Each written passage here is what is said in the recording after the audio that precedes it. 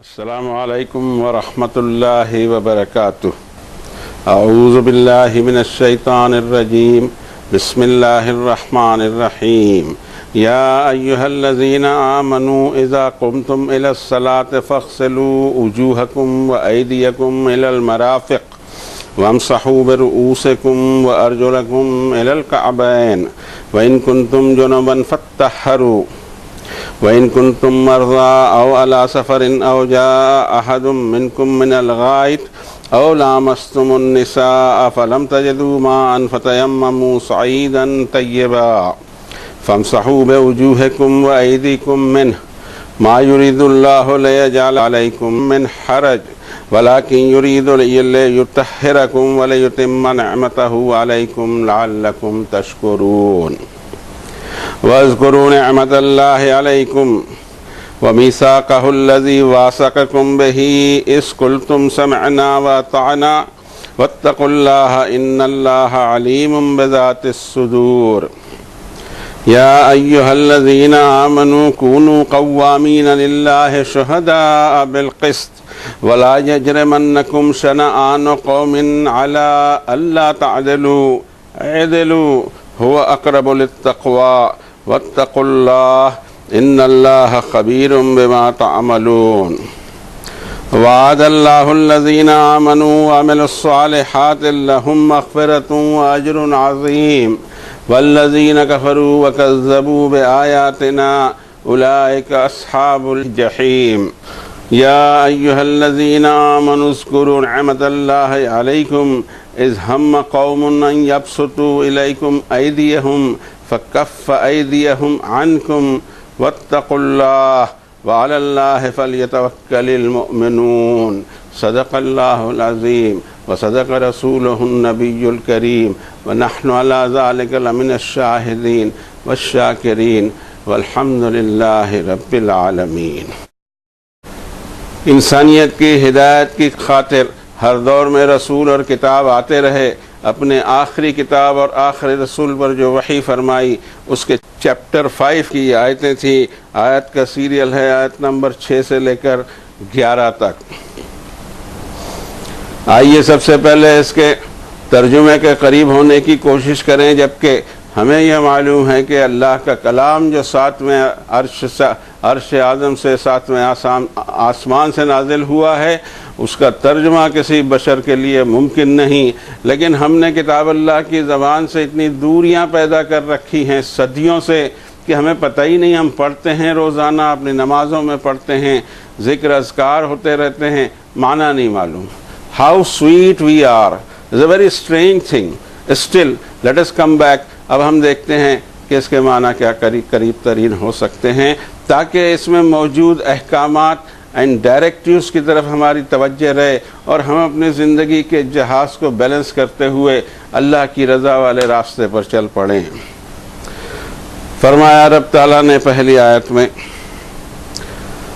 اے لوگو جو ایمان رکھتے ہو، جب تمہیں نماز کے لیے کھڑے ہونا ہو تو دھو لیا کرو اپنے چہروں کو اور اپنے ہاتھوں کو کوہنیوں تک، اور اپنے سر پر گیلے ہاتھ کا مسح کر لیا کرو اور تمہارے پاؤں پر ٹخنوں تک، اور اگر تم حالت ناپاکی میں ہو تو پاک صاف ہو جایا کرو غسل لے کر، اور اگر تم مریض ہو یا حالت سفر میں ہو اور تم میں سے کسی کو لیبارٹری کی ضرورت پیش آئے، یا تم کپل ہوئے ہو اپنی بیویوں سے اور تمہیں پانی میسر نہ ہو تو تم پاکیزہ مٹی سے مسح کر سکتے ہو، ہاتھ پھیر سکتے ہو تمہارے چہروں پر اور تمہارے ہاتھوں پر۔ اللہ تمہارے لیے کوئی پریشانی کھڑی کرنا نہیں چاہتا، بلکہ وہ تو یہ چاہتا ہے کہ تمہیں پاک کر دے اور تم پر اپنی نعمتیں تمام کرے تاکہ تم میں گریٹفلنس آئے۔ اور یاد کرو اس نعمت کو جو اللہ نے تم پر نچھاور کی، اور اس میثاق کو، اس وچن کو، جس وچن کو اللہ نے تم سے لیا ہے، اور اس کے جواب میں تم نے کہا کہ ہم نے سنا اور ہم فرما برداری کریں گے۔ اللہ سے ہمیشہ کانشیس رہنا، بے شک اللہ سینوں کے بھید بھی جانتا ہے۔ اے لوگو جو ایمان والے ہو، ہمیشہ قائم رہا کرو اللہ کی خاطر جسٹ کی گواہی دینے کے لیے، اور تمہیں کسی قوم کی دشمنی اس اینڈ تک نہ لے جائے کہ تم جسٹ رہنا چھوڑ دو، تم بائزڈ ہو جاؤ، ہمیشہ ان بائزڈ رہا کرو، یہی تقوی کے قریب کی چیز ہے، اور اللہ سے ڈرتے رہا کرو، بے شک اللہ کو تمہاری تمام حرکتوں کی خبر ہوتی ہے۔ جبکہ اللہ نے وعدہ کیا ہے ان لوگوں کو جو ایماندارانہ زندگی گزاریں گے اور نوبل ڈیڈز کرتے رہیں گے کہ ان کے لیے مغفرت ہے، سیلویشن ہے اور زبردست اجر بھی ہے، اور جو لوگ انکار کی روش اختیار کریں گے اور ہماری نشانیوں کو جھٹلائیں گے یہی جہنم کی آگ والے ہوں گے۔ اے لوگو جو ایمان لائے، یاد کرو اللہ کی اس نعمت کو کہ جب ایک قوم نے ارادہ کر لیا تھا کہ تم پر اپنے ہاتھ چھوڑ دیں، سو اللہ نے ان کے ہاتھوں کو روک لیا تم سے۔ ڈرتے رہا کرو اللہ سے، اور اللہ پر ہی توکل کرنا چاہیے ایمان والوں کو۔ یہ تھی آیات بینات کے ترجمانے کی کوشش۔ اب ہم دیکھتے ہیں کہ اس میں ہمارے لیے کیا حکم ہے۔ پہلی آیت شریفہ میں ہمیں یہ بتایا گیا کہ نماز جیسی عبادت کے لیے تم جب اللہ کے حضور باادب کھڑے ہو، اس سے پہلے تھوڑی سی حالت کو اپنی سنوار لو کہ تم کسی کے دربار میں جا رہے ہو، تم چہرہ دھو لو، تم ہاتھوں کو دھو لو، تم ویل ڈریسڈ ہو جاؤ۔ ایک جگہ اللہ تعالیٰ نے فرمایا کہ خذوا زینتکم عند کل مسجد، ویل ڈریسڈ رہا کرو سجدے کے وقت، اس لیے کہ تمہاری حاضری ایک دربار میں ہونے والی ہے۔ دین اس کے بعد میں ایک اسٹیٹ جو انسان کی ہے، اس اسٹیٹ سے آدمی دوسری اسٹیٹ میں پہنچے کہ اب وہ دنیا کے کام چھوڑ کر کچھ سمے کے لیے، چند منٹوں کے لیے اپنے رب کے سامنے حاضر ہو کر یہ دو نمازوں کے بیچ کے پیریڈ پہ اللہ نے اس پہ جو احسان فرمائے ہیں، جو اس کو فیور کیا ہے، اس کا وہ شکر ادا کر سکے، اپنے دماغ میں ریکلیکٹ کر سکے کہ اللہ نے کتنی اس کو نعمتیں دی اور کس طرح اس کی زندگی اسموتھلی پاس ہو رہی ہے، اس کا وہ تھینکفلنس اس کے اندر میں آئے۔ تو فرمایا کہ ہاتھوں کو، چہروں کو دھو لیا کرو، سر پہ مسح کر لیا کرو، پیروں کو دھو لیا کرو، ویل ڈریسڈ بھی ہو جاؤ، اور اس کے بعد میں صفائی کے بھی تمہارے اندر اہتمام ہو۔ صفائی کا اہتمام اس درجے رکھا گیا ہے کہ جہاں دن میں 24 گھنٹے پہ 5 مرتبہ آپ کو اپنے ہاتھ پیروں کو صاف کرنا ہے پانی سے، اس قوم میں صفائی پسندی کتنی ہوگی، لیکن رسمیں رہ گئی ہیں، روح بلالی غائب ہو گئی ہے، عمل ہو رہے ہیں، عمل کے پیچھے کا جذبہ نہیں معلوم، عمل کا کوئی اثر سوسائٹی میں نہیں دکھائی دیتا کہ ایک سوچھ سوسائٹی، کلین سوسائٹی تیار ہونی چاہیے تھی، جس کے اندر اس کو پڑوسیوں کا خیال رہے، جس کو اس کو پبلک یوٹیلیٹیز کی آئٹموں کا خیال رہے، جس میں وہ اپنے گھر کا کچرا نکال کے سڑک پہ نہ پھینکے۔ سڑک پر سب کا حق ہے، جبکہ گھر میں صرف آپ کا حق ہے، آپ اپنے کچرے کو دوسروں کے سر پہ لادنا چاہتے ہو۔ ایسا مزاج تیار ہو جاتا ہے جب انسان صرف عمل کرتے رہے اور اس کی اسپرٹ غائب ہو۔ اس کی وضو کی بھی سب سے بڑی اسپرٹ یہ کہ سب سے پہلے وَثِيَابَكَ فَطَهِّرْ، تیرے انوائرنمنٹ کو پاکیزہ بنا۔ اس کی بھی کوشش ہونی چاہیے۔ انوائرنمنٹ پاکیزہ نہیں ہے تو کیسے ہوگا کہ ہم پاکیزہ خیالات کے ساتھ رہ سکیں یا پاکیزہ بدن کے ساتھ رہ سکیں۔ فرمایا یہاں رب تعالیٰ نے کہ ایک اسپیشل ڈیوٹی انجام دے رہے ہو، اس لیے مینٹلی، فزیکلی اینڈ ایموشنلی اس کے لیے تیار ہو جاؤ۔ اس صورتحال میں اب سوال پیدا ہوتا ہے کہ ہر وقت یہ اویلیبلٹی نہ ہو، انسان کو پانی میسر نہ ہو تو وہ کیا کرے؟ اگر پانی میسر نہ ہو، جبکہ اس ملک پر اللہ کا اتنا کرم ہے، اس ہندوستان میں، کہ یہ اتنی اسکیرسٹی یہاں نہیں ہے، بہت سارے ڈیزرٹ ہوتے ہیں، بہت سارے ایسے علاقے ہوتے ہیں کہ پینے کے پانی کے لیے کئی میل تک لوگوں کو جاتے آتے رہنا پڑتا ہے، اویلیبل نہیں ہوا کرتے، لیکن اللہ کا کرم ہے کہ میرے ملک میں اس کی زیادہ تر بڑے حصے میں اس کی اویلیبلٹی موجود ہے۔ لیکن کوئی ایسی صورتحال بن رہی ہے، انسان سفر میں ہے اور اس کی ضرورتوں کو اس نے پورا کیا ہے، تو اس میں حرج نہیں ہے کہ وہ ضرورتوں کو پورا کرے، مگر جبکہ وہ پاکیزہ پوزیشن میں نہیں ہے تو اب کوئی ایک ایسا عمل کرے کہ وہ سمبولک عمل ہو اور اس کے ذریعے وہ ایک حالت سے دوسری حالت میں پہنچے۔ اس کے بارے میں اللہ نے فرمایا کہ اگر تم ناپاک ہو تو پاک ہو جاؤ، حالانکہ غسل کے بغیر یہ ممکن نہیں، لیکن اگر پانی نہیں ہے تو پھر اس کے لیے بھی ایک سمبولک طریقہ بتایا ہے اللہ نے۔ اور اگر تم مریض ہو، ایسی صورتحال ہے کہ پانی یوز نہ کیا جا سکے، یا تم سفر کی حالت میں ہو، یا تم میں سے کوئی لیبارٹری جا کر آیا ہو یا تم کپل ہوئے ہو بیویوں سے، ان سب صورتوں کے اندر اگر پانی نہیں میسر تو تم پاکیزہ مٹی سے مسح کر لو۔ مسح کہتے ہیں کسی چیز پر ہاتھ رکھ کر پھر اس کو مل لینے کا۔ اب دو اینڈ بتا دیے، ایک اینڈ پانی ہے، دوسرا اینڈ پاکیزہ مٹی ہے۔ اس درمیان کی کوئی ایسی چیز سمبولک طور سے آدمی استعمال کر لے جس میں اس کو احساس ہو کہ now I am in another state, now I have to face my Lord۔ یہ سچویشن جب تیار ہوگی تب اس کے اندر میں بیرونی طور سے اور ذہنی طور سے تو تیار ہو گیا، اب اس کے عمل کے اندر جذبہ عبادت آنی چاہیے۔ اللہ تمہارے لیے کوئی پریشانی کھڑی کرنا نہیں چاہتا، نارمل لائف جیو، اس میں کوئی پانی نہیں ہے تو پھر یہ صبر کیجئے کہ وہ صبر کیجئے، یہ فرمائش نہیں ہے، بلکہ فرمائش یہ ہے کہ بہرحال ایک اسٹیٹ سے دوسرے اسٹیٹ میں آنا ہے، ذہنی طور سے روحانی طور سے پاکیزگی کا احساس ہو جائے۔ بلکہ اللہ تو یہ چاہتا ہے کہ تمہیں پاک کر دے اور اس طرح اپنی نعمتیں تم پر نچھاور کرے تاکہ تم میں شکر ادا کرنے کا سلیقہ آئے کہ تمہاری پریشانیاں، تمہاری کمیاں، تمہاری کمزوریاں تمہارے رب کو معلوم ہے، اور اس نے ان کمزوریوں کے اندر تم پر کوئی شدید قسم کے قانون نافذ نہیں کیے، بلکہ اس میں چھوٹ دی ہے اور اس میں راستہ بھی بتایا ہے کہ کس طرح انسان اپنا راستہ طے کرے۔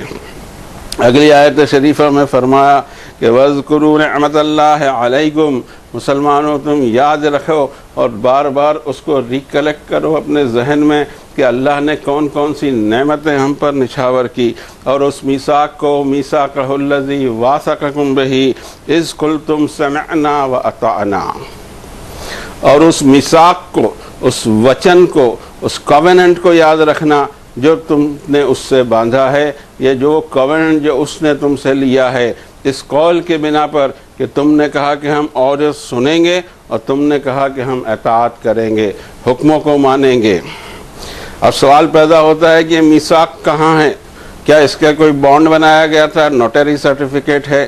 جی نہیں، یہ صرف زبان سے ادا کیا ہوا ایک چھوٹا سا کلمہ ہے، اور اس کلمے کے تحت میں ایک انسان ایک قانون کی پابندی کا عہد کرتا ہے اپنے رب سے۔ ہم نے زبانوں کی اہمیت کو چھوڑ دیا، یہ زبان جو کلمہ پڑھتی ہو، یہ زبان جو اللہ کا نام اپنے منہ سے لیتی ہو، یہ زبان جس سے ہم نماز پڑھتے ہوں، اس زبان سے ہم جھوٹ بولیں گے، اس زبان سے ہم زبان دیں کچھ اور عمل ہمارے ہوں گے کچھ۔ اس کو تو اللہ تعالیٰ نے منافقت فرمایا ہے۔ انسان وہی کھڑا ہے کہ جو اس کے دل میں ہو، جو اس کی زبان پہ ہو، وہی اس کے کیریکٹر میں جھلکنا چاہیے۔ اب جو کلمہ ہم نے پڑھا ہے کہ لا الہ الا اللہ، اللہ کے سوا کوئی ڈیٹی، کوئی گاڈ، کوئی عبادت کے لائق کوئی شے نہیں، صرف اللہ اور صرف اللہ، اور اس کے بعد ہم نے محمد الرسول اللہ کا کلمہ پڑھا ہے کہ ہم اللہ کا رسول مانتے ہیں۔ اب ان کے جو فرمان ہوں گے وہ اللہ کے ہی فرمان ہوں گے۔ وَمَن يُطِعِ الرَّسُولَ فَقَدْ أَطَاعَ اللَّهَ، جس نے رسول صلی اللہ علیہ وسلم کا کہا مانا، دراصل اس نے اللہ کا کہا مانا، اللہ کی اطاعت کی۔ اب جب ہم نے یہ میثاق دیا ہے اور اس میثاق کو اگر ہماری یہ ٹوٹے گا کسی وجہ سے تو اس کی وعید آئی ہوئی ہے سورہ آل عمران میں، اور بڑے سخت الفاظ میں آئی ہوئی ہے۔ اس کو ہمیں بھولنا نہیں چاہیے کہ جب ہم کو اس نے ہم سے میثاق لیا تب اس کے بعد میں ہمارے لیے ذمہ داریاں کیا ہو جاتی ہیں۔ اس میں سورہ آل عمران 3 نمبر کی صورت میں فرمایا، آیت نمبر 187 میں کہ وَإِذَا أَخَذَ اللَّهُ مِيثَاقَ الَّذِينَ أُوتُوا الْكِتَابَ لَتُبَيِّنُنَّهُ لِلنَّاسِ وَلَا تَكْتُمُونَهُ فَنَبَذُوهُ وَرَاءَ ظُهُورِهِمْ وَاشْتَرَوْا بِهِ ثَمَنًا قَلِيلًا فَبِئْسَ مَا يَشْتَرُونَ۔ اور اس بات کو کیوں بھول رہے ہو کہ جن لوگوں کو میں الکتاب دیتا ہوں، آسمان سے میرا کلام اتارتا ہوں، جبریل جس کلام کو لے کر آتے ہیں اور اللہ کا نبی تم کو سنایا کرتا ہے، اس کلام کو جو اس نے عنایت کیا ہے اس کی شرط ہے، اور وہ شرط یہ ہے کہ یہ امانت ہے اللہ کی، اس کو تم گھر میں بند کر کے نہیں رکھ سکتے۔ یہ اللہ کی دیگر انعامات کی طرح اور نعمتوں کی طرح یہ جاری اور ساری ہونا چاہیے۔ اللہ نے ہم کو القرآن کا حامل بنایا، عیسائیوں کو الانجیل کا حامل بنایا، یہودیوں کو التورات کا حامل بنایا، لیکن تینوں نے وہی کام کیا جس کا ذکر اللہ تعالیٰ نے سورہ جمعہ میں فرمایا کہ مثل الذین حملوا التوراۃ ثم لم يحملوها كمثل الحمار يحمل اسفارا۔ ان لوگوں کی مثال اپنے سامنے رکھو جن کو میں نے تورات جیسی عظیم کتاب کو اٹھانے کی امانت دی تھی، یہ ایک کتاب کو اٹھا نہیں سکے اور گدھے کی طرح بہت ساری کتابیں لاد لی۔ بئس مثل القوم الذین کذبوا بآیات اللہ، گدھے کی یہ بری مثال اس قوم کے لیے دی جا رہی ہے جس نے اللہ کی آیتوں کو جھٹلایا۔ قرآن شریف اور اس کے مضمون کو چھپانا اللہ کی آیتوں کا انکار اور تکذیب ہے، اور اس کے ساتھ اللہ کا تعلق یہ ہے اس طرح کے لوگوں کے ساتھ میں کہ فرمایا اس آیت میں جو میں نے سورہ آل عمران کی پڑھی کہ جب اللہ نے جن لوگوں کو الکتاب دی ان سے یہ وچن لیا کہ لَتُبَيِّنُنَّهُ ضرور بالضرور تم اس کو بیان کر دو گے للناس، ساری انسانیت پر۔ یہاں تو اتنا بڑا گمبھیر مسئلہ پیدا ہو گیا کہ قرآن شریف مسلمانوں کو نہیں سنا سکتے تو دوسروں کو کیا سنائیں۔ یہ ہمارے حال ہیں، صدیوں دوری ہو گئی، میلوں دور چلے گئے ہم اللہ کی کتاب سے، لیکن ہماری گاڑی برابر اسلام کی چل رہی ہے۔ یہ کون سا اسلام ہے جس میں اللہ کی کتاب مائنس ہے؟ آج اس کے رزلٹ ہم دیکھ رہے ہیں، کہیں کامیابی نہیں، اس لیے کہ مائنس الکتاب، مائنس القرآن جو بھی اسلام ہوگا وہ موجودہ دور میں ہمیں دکھائی دے رہا ہے کہ ہر محاذ پر ناکام۔ اب اسی میں اللہ کا کلام شامل کر لیا جائے، اس کو عام کیا جائے، اس کو سمجھا جائے، اس کو ساری انسانیت تک پہنچایا جائے۔ اس میں 10 مسئلے بتائے جاتے ہیں، اس کو قرآن نہ دیں، اس کو قرآن نہ دیں، اس میں یہ مسئلہ ہے، اس میں ایک مسئلہ اللہ نے اتارا نہیں ہے۔ جتنے مسئلے آپ کو دین میں ملتے ہیں صرف آپ کے فیبریکیٹڈ مسئلے ہیں، آپ کے بڑوں نے اس کو فیبریکیٹ کیا ہے، اللہ نے کوئی حکم نازل نہیں فرمایا۔ اللہ نے تو یہ کہا کہ میں جو کتاب اتارتا ہوں اس کو ساری انسانیت پہ بیان کر دینا، وَلَا تَكْتُمُونَهُ، کچھ بھی نہیں چھپانا اس میں۔ اب قوموں نے یہ کیا کہ وَنَبَذُوهُ وَرَاءَ ظُهُورِهِمْ، پیٹھ کے پیچھے پھینکا اس کو، اپنی یادداشت سے گم کر دیا۔ جو چیز آگے ہونی چاہیے تھی گاڑی میں انجن، وہ انجن غائب ہو گیا، گاڑی چل رہی ہے، اس کا ڈائریکشن کیا ہوگا سمجھ میں نہیں آتا۔ تو رب تعالیٰ فرماتے ہیں کہ فَنَبَذُوهُ وَرَاءَ ظُهُورِهِمْ وَاشْتَرَوْا بِهِ ثَمَنًا قَلِيلًا، دنیا کی حقیر کاموں میں لگ گئے، اس لیے لگ گئے کہ اللہ کی عظیم کتاب کو چھوڑ دیا۔ اگر میں کتاب اللہ کو چھپاتا ہوں یا میں اس کے مضامین کو چھپاتا ہوں تو ضرور اس میں میرا کوئی دنیاوی فائدہ ہے، اور اس کے معنی یہ ہوئے کہ دنیا کے چھوٹے سے فائدے کے لیے میں نے آخرت کا نقصان کیا۔ تو رب تعالیٰ فرماتے ہیں کہ ثمناً قلیلہ کے کام میں لگ گئے، فبئس ما یشترون، بہت بری کمائی یہ کر رہے ہیں۔ لا تحسبن الذین یفرحون بما اتوا ویحبون ان یحمدوا بما لم یفعلوا فلا تحسبنہم بمفازۃ من العذاب ولہم عذاب علیم۔ تم نے یہ نہ سوچنا کہ یہ لوگ جو اترا رہے ہیں اس پر جو دیا گیا، جو اترا رہے ہیں ہمارا قرآن ایسا، ہمارا قرآن ایسا، وہ اترائے جا رہے ہیں قرآن پر، اور وَيُحِبُّونَ أَن يُحْمَدُوا بِمَا لَمْ يَفْعَلُوا، اور چاہتے یہ ہیں کہ اس کام پر بھی ان کی تعریف کی جائے جو کام انہوں نے سرے سے کیا نہیں۔ اور حقیقت ہے، اور یہ ہم گواہی دے سکتے ہیں اور ساری دنیا اس کی گواہی دے گی کہ جس قرآن کو اس نے ہدایت کے لیے نازل کیا تھا وہ تو اپنے آپ سے تو دور کر ہی لیا، انسانیت سے بھی چھپا لیا، اور اس کے بعد دعوے ہیں کہ ہم پر کرم ہو جائے۔ یہ ڈے ڈریمنگ ہے، صرف سپنے ہیں یہ دن کے، اور کبھی پورے ہونے والے نہیں۔ رب تعالیٰ کہتے ہیں کہ وہ چاہتے ہیں کہ جو کام انہوں نے نہیں کیا اس پر بھی ان کی تعریف کی جائے، تو آپ نے یہ سوچنا نہیں کہ میرے عذاب سے بچ جائیں گے، ان کے لیے دردناک عذاب ہے، اور اس عذاب کی کچھ قسطیں دنیا میں دکھائی دے رہی ہیں۔ توبہ کرنے کی ضرورت ہے اور پلٹنے کی ضرورت ہے، اور قرآن شریف جتنا چھپایا تھا انسانوں کو اتنا ظاہر کرنا پڑے گا، ورنہ یہ پاپ اتنا بڑا ہے کہ پاپ معاف نہیں ہوگا۔ سورہ آل عمران میں اس کا تذکرہ گزر چکا ہے۔ اب ہم دوسری آیت شریفہ کی طرف آتے ہیں کہ میثاق ہے۔ میثاق یہ کہ اللہ کے کلام کو انسانیت سے چھپایا نہ جائے، اس کو آشکارا کر دیا جائے۔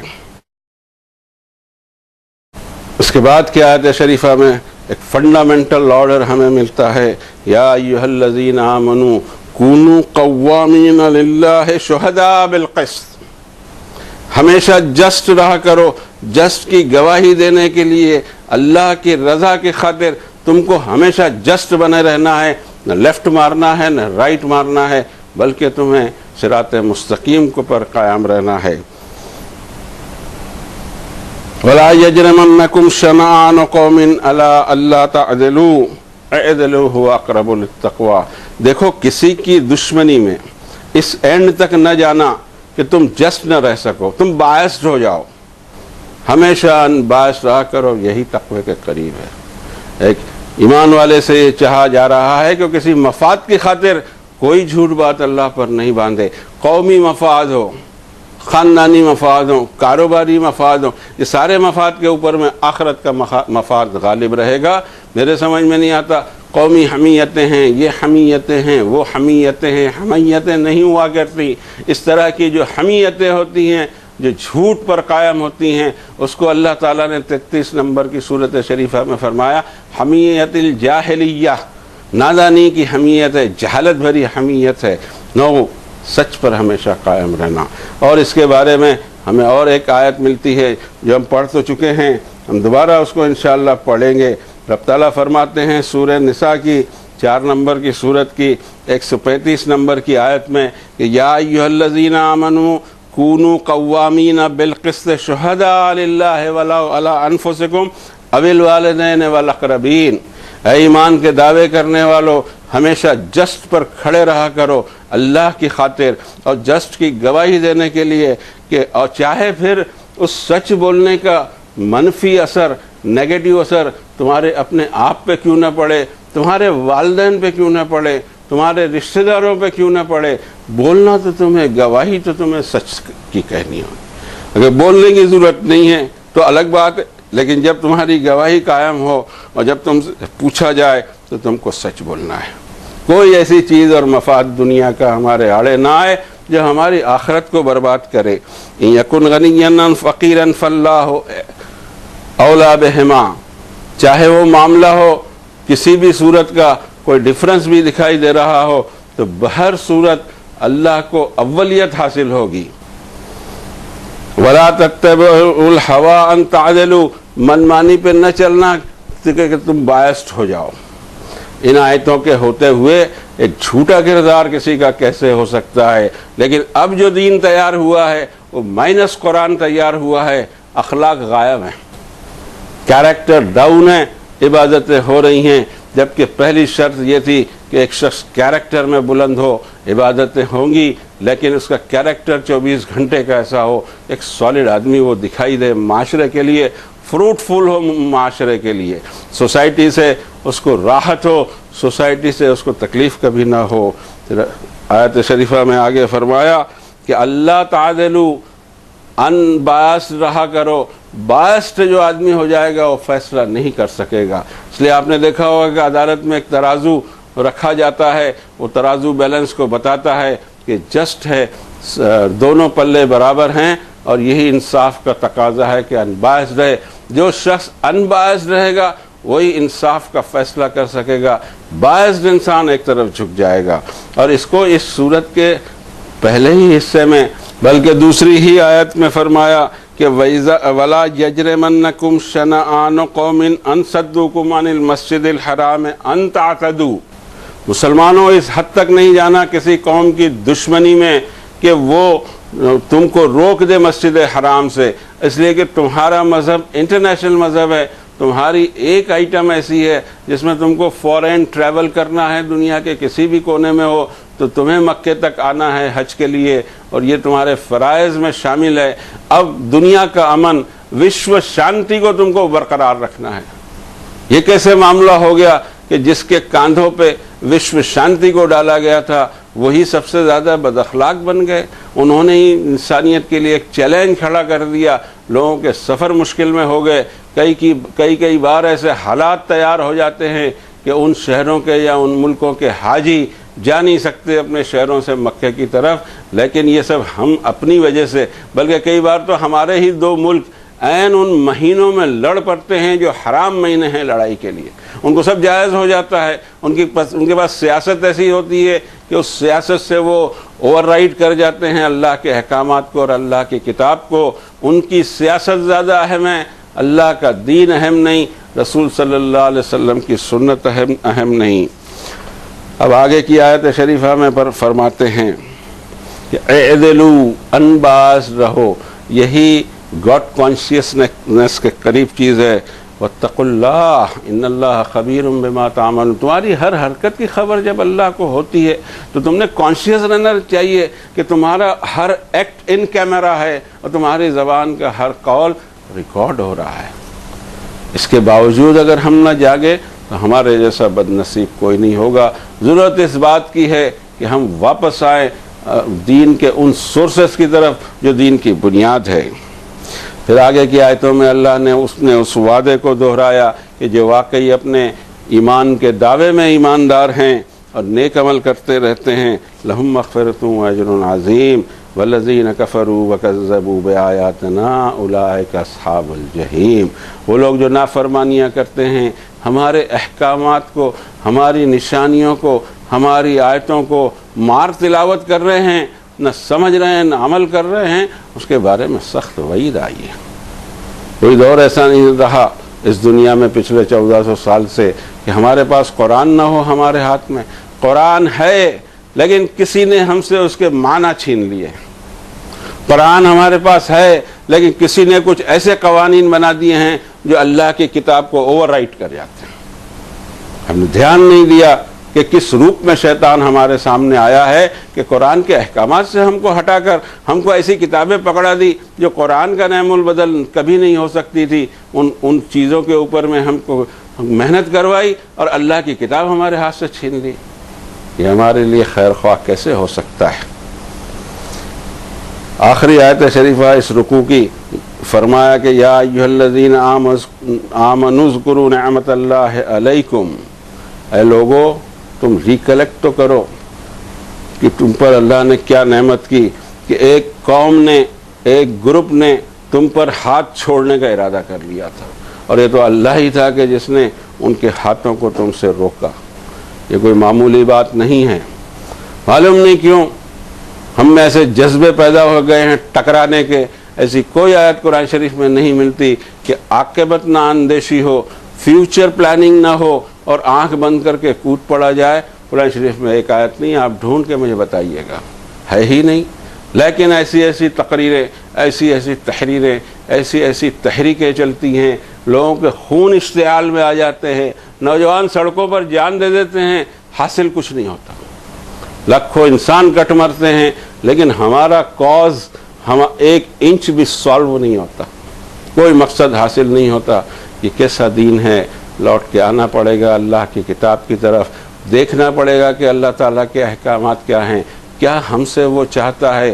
اور وہ اتنا زیادہ رحیم ہے اپنے بندوں کے بارے میں کہ اس کو پانی نہیں ملے تو اس کو ضرورت سے روکا نہیں گیا کہ ضرورت تو ضرور اپنی پوری کر لے. اب پانی نہیں مل رہا ہے تو تیمم کر لے.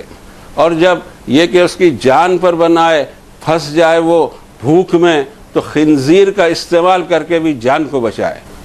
سارا معاملہ قرآن شریف میں جان بچانے کا دکھتا ہے اور پتہ نہیں کس نے ہم کو پکڑا دیا کہ جان دے دو. لیکن جان ہمارے اولاد کی ہماری نہیں جائے گی، جان آپ کی اور آپ کے اولاد کی لگے گی. یہ کیسا دین ہے؟ ضرورت اس بات کی ہے کہ جوشیلے جو ہیں پتہ کیا جائے کہ ان کی فیملی کہاں ہے، وہ کس طرح آرام کر رہے ہیں. ہم کو تو جوش دلایا جا رہا ہے، خود عمل بھی ہو رہا ہے کہ نہیں. اللہ تعالیٰ ہمیں قول و عمل کے تضاد سے بچائے، اپنے کتاب کے نور کی طرف ہم کو لوٹائے، ہمارے ذہنوں کو کھول دے.